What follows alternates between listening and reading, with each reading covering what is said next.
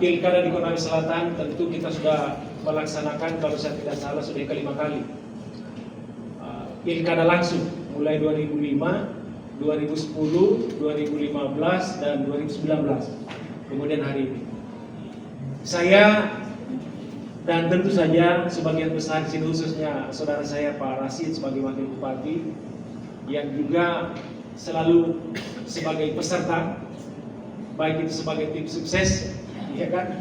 Kali ini jadi tim sukses sudah, kalau saya boleh katakan, ya sudah 4 kali kan jadi tim sukses, ya kan? Tim sukses mulai kalah sampai menang, artinya pernah kalah dan pernah menang, kira-kira seperti itu.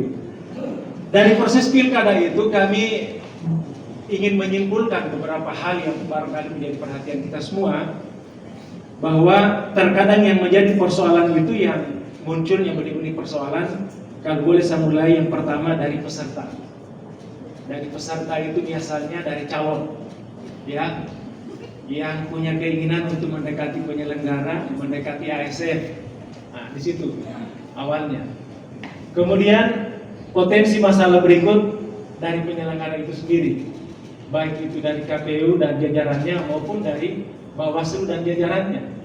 Karena ada juga teman-teman, minta maaf ini hanya oknum ya, bukan lembaganya, tapi oknum-oknum yang juga ingin mendekat dengan calon, ya kan? Nah ini kalau bicara potensi ya.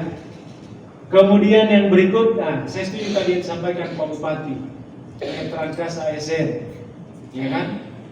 Dan saya harus hormat 1000% apa yang disampaikan Pak Bupati. Itu tolong teman-teman kita simak tadi apa yang disampaikan oleh beliau. Karena kenapa? Saya jujur saja ingin mengatakan sebenarnya saya ini agak sedih sekarang. Kenapa? Karena di zaman teknologi hari ini orang hampir tidak bisa tadi kita bisa sembunyi. Orang bilang biar kita kentut kita orang. Nah sampai hari ini saya ingin katakan masih ada teman-teman ASN yang pergi pasang-pasang baliho.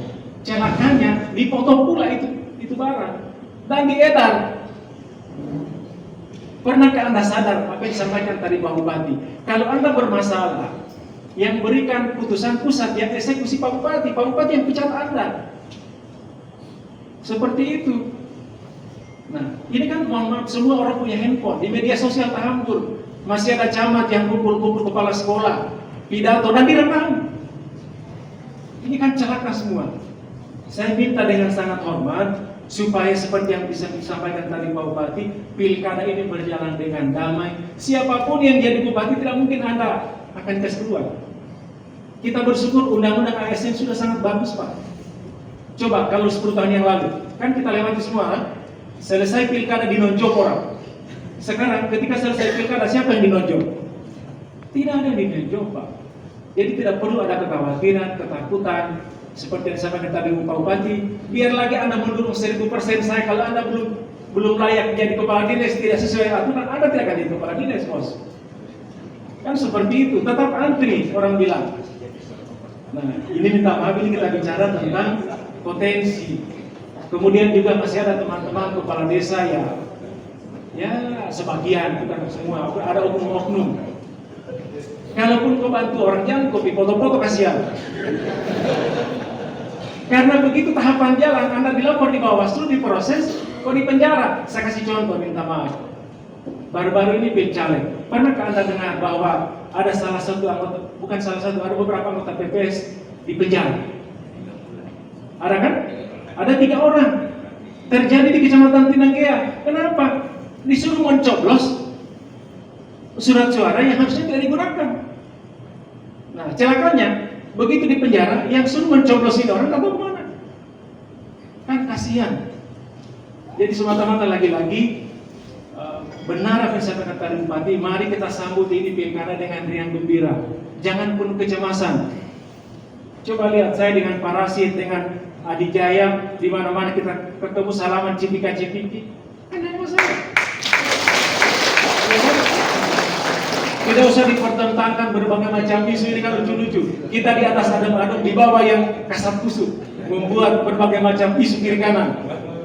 Iya kan? Sama juga tadi isunya masalah pelantikan dan kepala desa terpilih. Apakah dilantik atau diperpanjang? Sudah, Pak Irham itu kurang ajar, dia pergi lobby-lobby supaya jangan dilantik. Bagaimana bisa seorang ketua DPR membatalkan undang-undang? DPR itu urusannya membuat perda. Undang-undang itu dibuat oleh DPR RI. Undang-undang ini kalau batal hanya satu jalannya. Kita cari pengacara, kita gugat di MK. Selesai. Nah, sekarang betul apa yang disampaikan Pak Bupati. Kita berharap semua supaya kementerian bisa memberikan keputusan terbaik dalam menghadapi persoalan ini. Ya. Saya juga ingin menyampaikan teman-teman kepala desa, apapun yang menjadi keputusan Pak Bupati, apakah itu dilantik atau diperpanjang, mari kita legowo terima.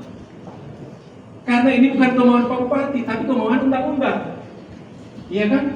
Pak Bupati sudah berusaha semaksimal mungkin dan makanya ada yang tanya, Pak Ketua, kenapa kita buru-buru pilkada setahun lalu? Ya karena juga aturan undang-undang juga membolehkan.